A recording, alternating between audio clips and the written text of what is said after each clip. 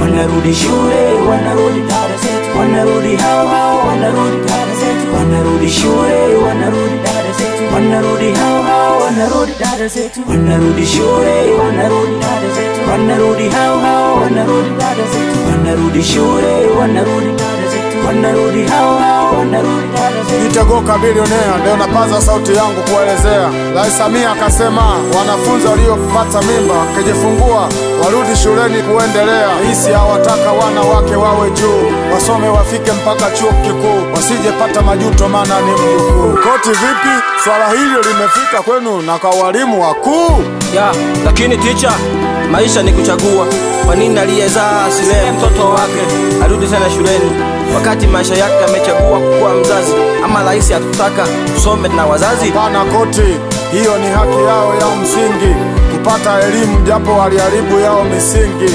Wajiendeleze kielimu ili kesho wapate hata shilingi. Wanarudi shule, wanarudi dada zetu, wanarudi hao hao, wanarudi dada zetu, wanarudi shule, wanarudi dada zetu, wanarudi hao hao, wanarudi dada zetu, wanarudi shule, wanarudi dada zetu, wanarudi hao hao, wanarudi dada zetu, wanarudi shule, wanarudi dada zetu, wanarudi hao hao, wanarudi dada zetu.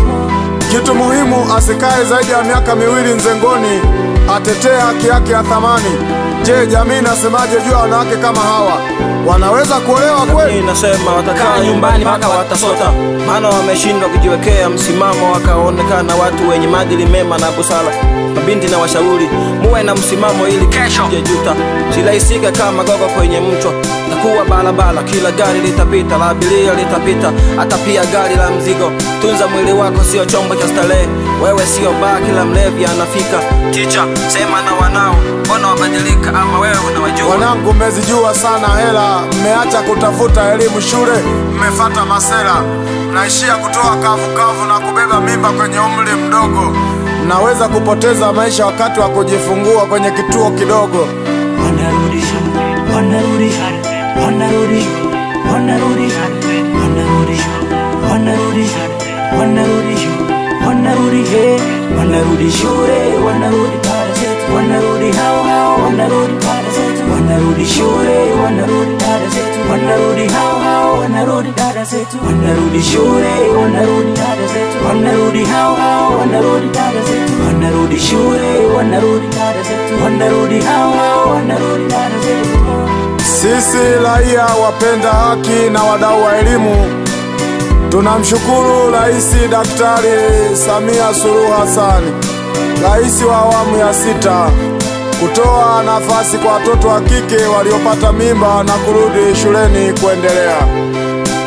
Mungu ibariki Tanzania, mbariki rais wetu mpendwa, ibariki Taraga Sekondari, walimu na wanafunzi. Walinde dada zetu wasipate mimba. Asanteni sana.